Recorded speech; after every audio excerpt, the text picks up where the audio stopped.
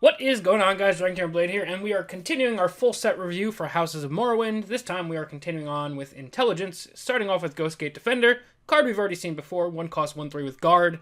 Very steep Exalt price to deal 2 damage to a creature, so you get a Firebolt for 3. Probably not that great, but I feel like if there's a late game situation where you've got Magicka to spare, maybe you top deck this card, and maybe you really need to remove something, maybe you'd be happy with the flexibility.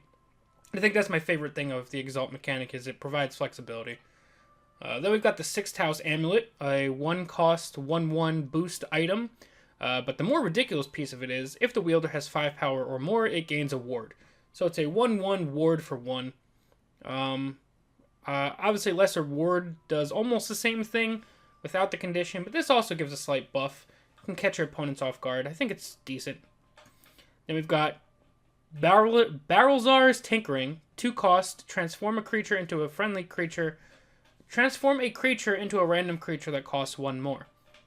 So I think one of the important things to note about this card is it doesn't have to be a friendly creature. So if your opponent has something like a super buffed Master of Arms or something like that, you can transform it with this. It also has the Betray effect, so if you use it on a friendly creature and you want to transform something twice, it costs 2 mana and killing one of your friendly creatures for a total 2 boost. So slightly cheaper than Desperate Conjuring, and maybe you have a token or something you don't mind giving up. Decent card overall. Definitely will lead to some RNG highlight plays, and I look forward to seeing those. Then we've got Falling Wizard. We've talked about this one before. 2 cost 5/5, deals 5 damage to himself, and you get a scroll. The key is going to be trying to keep this guy alive, and if you keep him alive, he is fantastic value. If you can't, he's a dead card. Then we've got Mage's Guild Recruit, 2 cost 1/2 with a summon effect, reduce the cost of an action in your hand by 2. I think control decks are going to love this card. I talked about it a little bit on Reddit, but this card means the difference between if you have a ring in your control deck, you can Ice Storm on turn 3. Without the ring, you can Ice Storm on turn 4, and that often means you kind of just beat your aggro opponent. Because if you can Ice Storm on 4, and then you have another Ice Storm ready on 6, at that point they really don't have anything else. I don't think a lot of other decks are going to love this card, but I think it's a very good card for slower decks. Then we've got the Poetic Armiger, a 2 cost 2/3, so decent enough stats for the cost, with the ability Exalt 1, gain a random keyword. So for 1 Magicka, you can gain a random keyword. That obviously depends on what keyword you add, but you can get things like Rally now, which make this very good. Ward would be good. There's a lot of keywords that are good, some less than good, so you're paying 1 Magicka for a dice roll, which is sometimes something you're willing to take. Or if you're playing something that cares about keywords, Battle Reeve of Dust comes back, something like that, maybe it's worth it. Then we've got the Seda Neen Courier, 2 cost 0/1. Summon effect, equip a +3/+0 steel sword to a friendly creature. So that means he can give it to himself, so he can get a 2 cost 3/1, which is okay. And it's also conditional reach. If you have another creature on the board that can attack already, you can give it +3. I think it's a decent card. Not too great, but I think you'll definitely get caught off guard by it occasionally, and probably lose some games to it, if we're being honest. Then we've got the Temple Conjurer, 2 cost 2/2, so it's about average, maybe a little bit below average, but in the average area. With the ability Exalt 4, summon a 5/3 Flame Atronach with Breakthrough. So the ability, you're basically getting a Flame Atronach for even cost. You're not saving any Magicka by using this Exalt effect.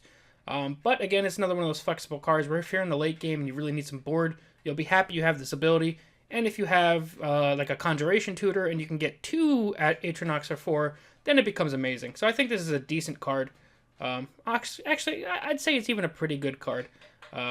Just because of the flexibility it provides, and it's pretty even mana costed across the board. Next, we've got Burning Touch, a 3 cost Prophecy action for deal 2 damage to a creature. So this is the Firebolt Prophecy. You're paying 2 for the Prophecy keyword. I don't think there's going to be many decks that really want to bother to run this. Maybe one that has the Legendary we're going to be seeing shortly. But I don't think many decks are going to want to run this. It's pretty steep cost for 2 damage.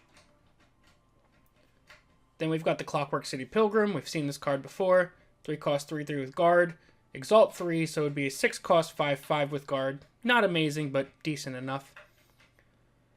Then we've got Enamor's Keeper. 3 cost 4/3 is pretty good. and you can exalt 5 to equip an heirloom greatsword. So I think this is a very underrated card, because a lot of decks would like to have heirloom greatsword, but don't want to run heirloom greatsword, if that makes sense. So now you have the option, if the game presents itself, you can pay 5 to get that heirloom greatsword. But in the course of an average game, if it's one of those games where you don't want the heirloom greatsword, you just pay 3/4, 4/3, and that's good enough. So I think this is a very good card. Then we've got Vigilant Ancestor. 3 costs 5/4 with Guard, and Vigilant Ancestor is permanently shackled. So we've got some synergy going on with the Dress Renegade, I believe. So you can unshackle yourself with that. If not, this is just a pretty big buff guard for 3. You're getting way more stats for the cost, and has pretty high power, so should kill at least whatever that trades into it. It's not too bad. We've got Wild Clumsiness, which I think is a pretty powerful card. 3 cost, shackle a random enemy creature in each lane, and you can betray to do it again. So for potentially 3 and a sacrifice, you shackle 4 enemy creatures, split up amongst the 2 lanes, or at the very least, you shackle an enemy creature in each lane, which is, I think, going to be good enough a lot of the time. With the betray, it becomes, I think, pretty darn good. We've got Hatchery Meddler, which we've already talked about. Swap a creature's power and health. It's very high skill card. There's going to be a lot of cheeky plays you can make. I like this card a lot. You can even use it on itself. Very flexible card.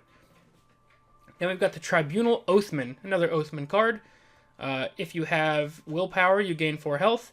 And if you have Endurance in play, you gain +1 max Magicka. So depending on what you have, you can get a 4 cost, 3/3, heal for 4, ramp for 1, which is pretty solid. And honestly, even if you can just trigger the ramp effect, a 3/3 and +1 Magicka for 4 is probably pretty good. So I think this card is decent. Again, not the most powerful Oathman in my opinion, but I think it's pretty good. We've already talked about Ash Piercer before. Pretty decent card. You're basically getting a crushing blow on a body if you have a creature with 5 or more power, which you'll have a lot of the time. Then we've got Durana. 5 cost, 3/8 legendary. Whenever you play an action, shuffle 3 0-cost copies of that action into your deck. I threw this card right into Action Market Assassin. I think a lot of decks are going to love this card.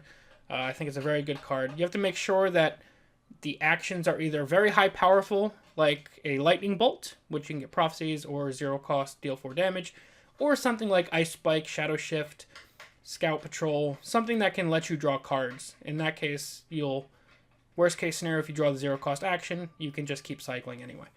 So I think it's a very good card. And there's definitely going to be some people who find a way to break this card. Then we've got the Genius Path Mage. 6 cost, 4/4. With the effect, summon a random creature from your deck with cost equal to your current Magicka. So if you summon this on turn 6, you will summon a 0-cost creature from your deck. And obviously, whatever up to turn 12, you can summon a 6-cost creature from your deck. Or if you summon this card with Alter, you're going to summon whatever your current turn's Magicka is. So if you pull this from Alter at the beginning of turn 12, you're going to summon your Odahviing or your Paarthurnax or whatever from your deck. So this is great in Alter decks, and I think decent in all other decks. Basically, you need to summon a 2 to 3 Magicka creature from your deck with this card for the stats to cost to be worth it, in my opinion. So a 4/4 and pull a 3-cost creature from your deck and summon it for free, I think is worth it for 6. Anything less than 3 Magicka, anything less than 3 Magicka I don't think is super worth it. 2 can be, depending on what card you pull. But I think 3 will almost always be worth it. Then we've got the Lame Corpus, 6 cost, 5/6, probably an arena card at best. I don't even think it'll see a lot of play there, but it's an okay card. We've got the Tel'Vos Magister, 6 cost, 5/4 with Ward. At the end of your turn, you gain a ward. I think this is one of the best cards in the entire set. Something like Midrange Sorcerer could do work with this card. And the thing about it is, if I play this card, you have to break the ward and kill the creature on your turn before passing back to me, because when you pass back to me at the end of my turn, as long as I don't trade it in or hit a prophecy or something, this card's going to get ward again. So if I have, this card is like a top deck machine, in the sense of if your opponent is top decking and can only play 1 creature a turn, you play your Magister, They play a creature, you trade, you take out their creature, you end your turn, you get your ward back, and you just continue to control the board with this card. Super powerful card, I think. Speaking of super powerful cards, we have Mighty Conjuring. Summons a random Atronach for 7. And if you have a creature with 5 power or more, you summon a guaranteed Lava Atronach. So that's the 8 cost, or 8/8 breakthrough Guard Ward Lava Atronach that was previously only able to be obtained through Conjuration Tutor. So I think most decks will be probably able to hit this for free. It gives Atronach decks even more synergy. You can summon 2 8/8s after you play Conjuration Tutor. If you get this the next turn, I think this is a very, very powerful card with an effect that's not that hard to hit. Then we have Spirit Knife. 7 cost, deal 7 damage to a creature, draw a card. I don't think this card's that great. It's basically guaranteed removal, but it's very expensive.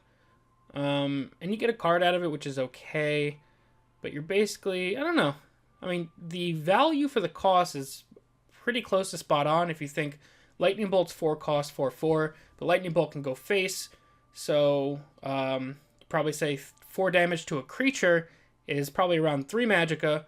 And then drawing a card is probably around 2. 1 to 2. And then you add another 3 damage on top of it. It's probably right about correct in terms of cost. I just think it's probably too expensive to be worth it, especially because at best you're removing 1 creature and drawing a card. But it is pretty good breakthrough fodder if you have Ancano out. Then we've got Trader's Flames. We saw this revealed previously. 7 cost action. Deal 2 damage to all enemy creatures in a lane. And if you betray, you deal 2 damage again.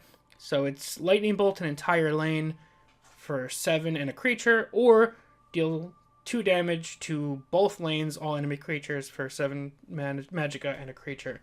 I don't know how often that'll be worth it, but I think it is, if nothing else, fringe playable. Probably pretty close to playable. Then we've got Durana's Lawman, an 8 cost 5/5 with Guard and Ward. The Guard Ward combo is pretty solid, and that's why you see it cost 8 for only 5/5 worth of stats. But in general, I don't think this card's that good. It's, I don't know, maybe I'll be proven wrong, but I don't think it's that good. Then we've got Sothasil, another god, a 9 cost 4/4 with Exalt +4/+4. And at the end of your turn, if you have an exalted creature in play, summoned and awakened imperfect.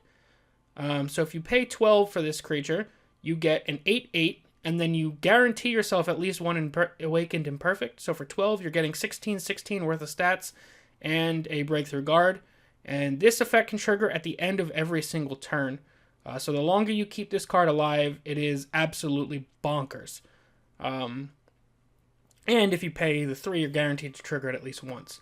Or you can play it on turn 9 if you already have a separate exalted creature on the board. So I think this is a very, very powerful effect in terms of advancing your board and just putting powerhouses on the board as well. But that's going to be it for our intelligence set review. Next episode, obviously, we're going to go in order. So next time we'll talk about willpower. I hope to see you guys then. Let me know what you guys think of these intelligence cards. And yeah, thank you guys all very much for watching. I'll see you guys next time. Peace.